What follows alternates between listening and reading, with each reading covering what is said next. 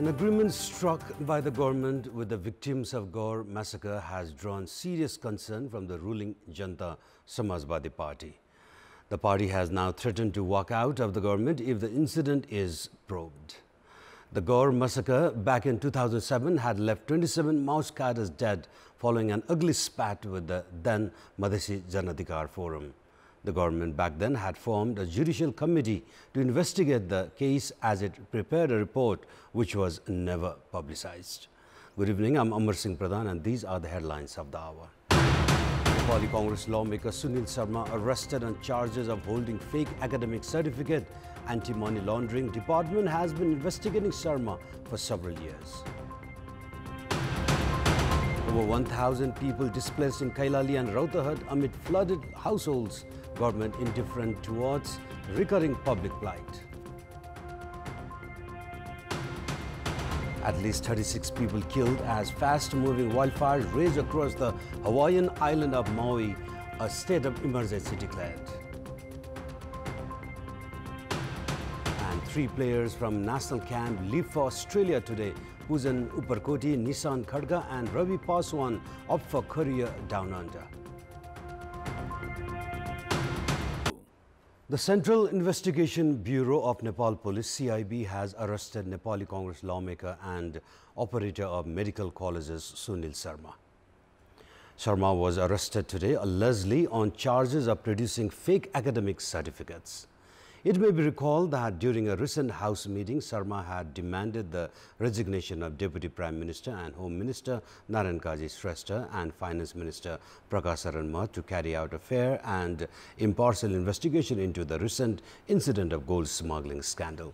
Sharma was elected lawmaker from Morang Constituency 3 during the November 2022 elections. Sharma is the promoter of Kathmandu Medical College, Sinamangar, Biratnagar's Noble Medical College, People's Dental College in the capital's Naya Bazar and vibrant medical entrance preparation center at Thapatali, Kathmandu. The arrested lawmaker Sharma has remained a controversial personality for quite a long time. He was facing charges of tax fraud and accumulating wealth disproportionate to his income. The medical empire of lawmaker Sharma is spread across the country. He has been charged of making medical college a profit-oriented, lucrative business. Sharma has also been charged of sidelining the main promoter Gyanendra Giri, among others, of Novel Medical College by abducting with the help of then Maoist rebels to run the college single-handedly. He had obtained 47% shares of Kathmandu Medical College in Sinamangal 2 years ago at an investment of 1.70 billion rupees to become the chairperson of KMC. Within a year, he had purchased 44% share of Nepalganj Medical College at an investment of 900 million rupees. A team of anti-money laundering had raided his home and workplace on charges of illegal transactions and amassing wealth disproportionate to his income 4 years ago. The investigation of the department has continued till then. Student leaders associated with CPN Unified Socialists had black-smeared him within Singhadarbar premises for charging medical fees exceeding the government allocation 2 years ago. Sharma's name has also been linked with tax fraud while he had remained in the wanted list of Nepal police in the past. When CIB carried out Operation Quack, Sharma had flown to Japan fearing his arrest.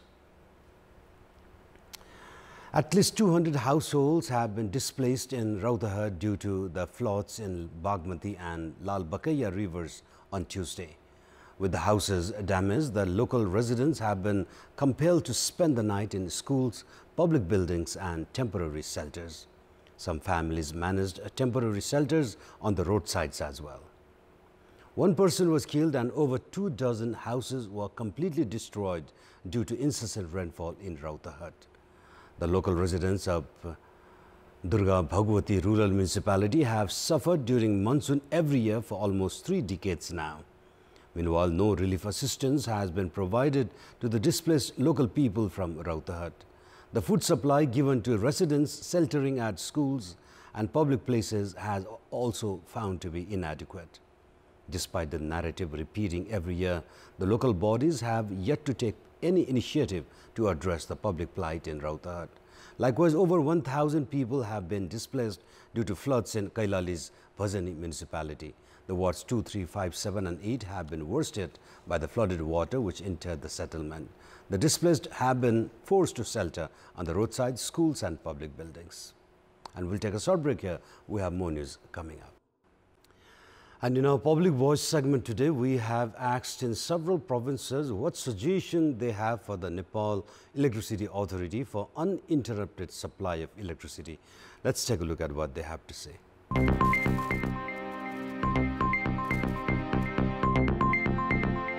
सब स्टेशनहरु ठाउँ-ठाउँमा निर्माण गर्ने यो विद्युत चौहाटलाई व्यवस्थापन गर्नुपर्छ। ढलेका पोललाई पनि विद्युतका कर्मचारी मित्रहरु तत्कालै गएर त्यो मर्मत गर्नको लागि उहाँहरु चाहिँ छिटो भन्दा छिटो त्यहाँ पुग्न पर्छ।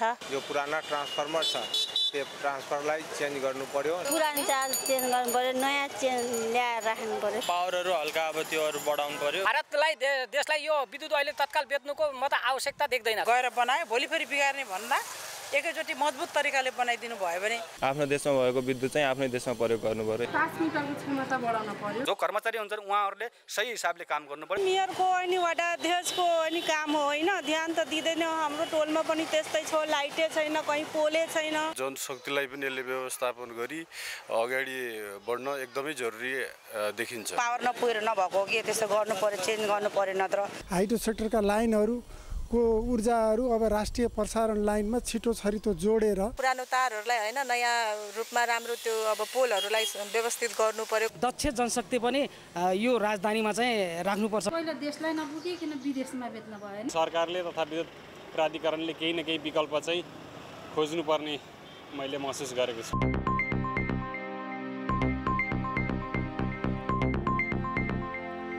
It's now time for our segment Public Pulse, where it texts us with their opinion. Public Pulse. And before we give you today's question, let's take a look at a response to yesterday's question. And yesterday we had asked you, what do you think of government official leaving work to stage protest? 40% of you voted for option A, compelled to do so. 22% voted for option B, no sense of responsibility. And 38% voted for option C, dominance of politics. And here's today's question. And the question is, why have local levels failed to introduce budgets on time? Your options are option A, political constraints, option B, lack of employees, and option C, ignoring rule of law.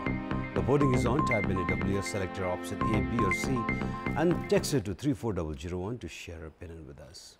And time for international update.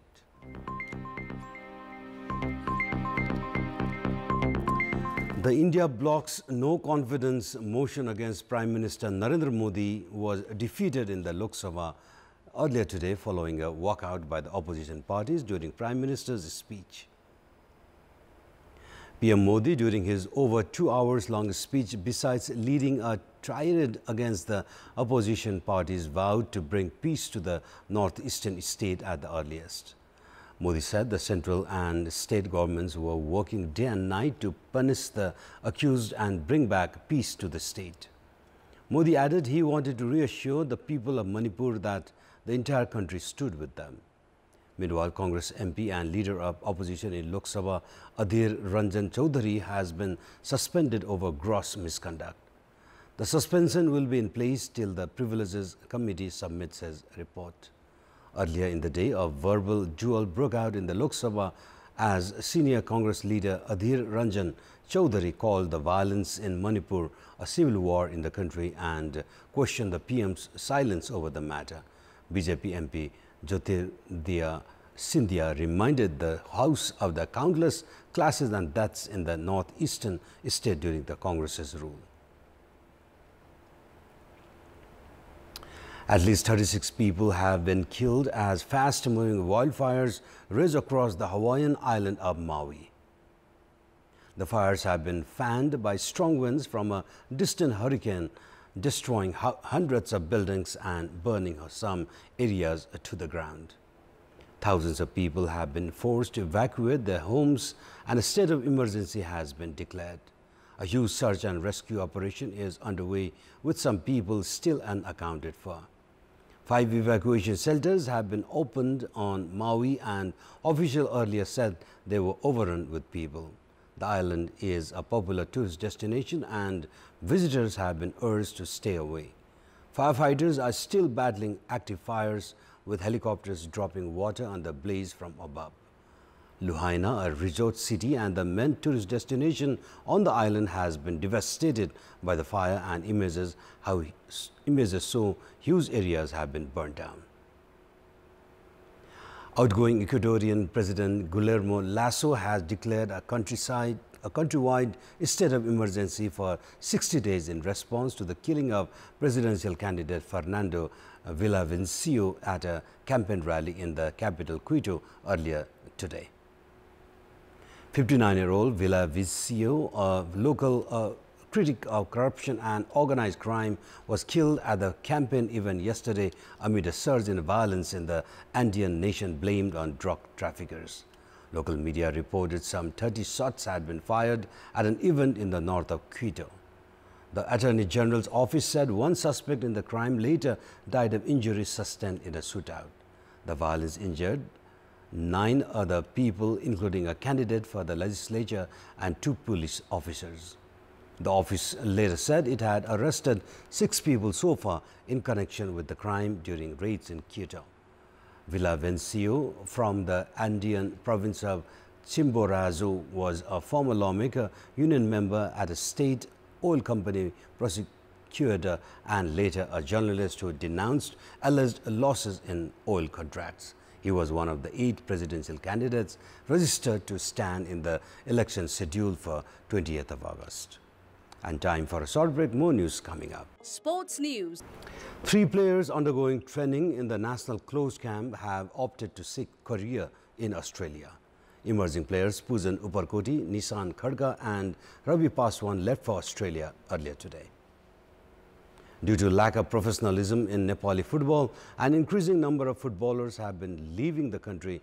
Deepak Raj Singh Thakuri, who was the leading scorer in the A-Division League football, also left for Australia last week, while 3 more players left for Australia today. Pujan, who had debuted in 2020, was a regular member of the national football team. Nishan has also represented Nepal in international matches, while Ravi Paswan was an emerging winger of Nepal Police Club. Deepak was seen as the future of national football team in recent time. Nepal's preliminary national team is undergoing a closed camp for the FIFA World Cup qualifiers. Prior to this, Nepal is slated to play 2 matches against Myanmar. In the past 1 year, more than 50 football players have left for Australia. Pakistan have announced an 18-man squad for the Asia Cup 2023, where the team will play against Nepal. In a significant development that has sent ripples of excitement through the cricketing community, the Pakistan Cricket Board (PCB) has unveiled the official one-day international squad for the much-awaited Asia Cup 2023 under the captainship of star batter Babar Azam.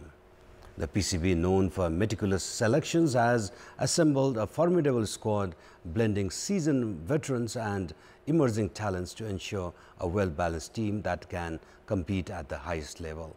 Imad Wasim, Haris Sohail, Jaman Khan, Insalullah, Sarfaraz Ahmad, Asif Ali, Mohammad Hasnain and Hassan Ali are the notable absentees from the Pakistan ODI squad. The 18-man squad lineup features a mix of experienced campaigners and young talents eager to prove their mettle on the international platform. The ODI series against Afghanistan begins on 22nd of August. Pakistan will play against Nepal in its first match of the Asia Cup, which also has India, Bangladesh, Sri Lanka and Afghanistan. 4 of the tournament matches will be played in Pakistan, while the remaining matches along with the final will be played in Sri Lanka. The Pakistan-Afghanistan ODI series will also be held in Sri Lanka. And those were our latest headlines. Up next is News in Nepali. Good night.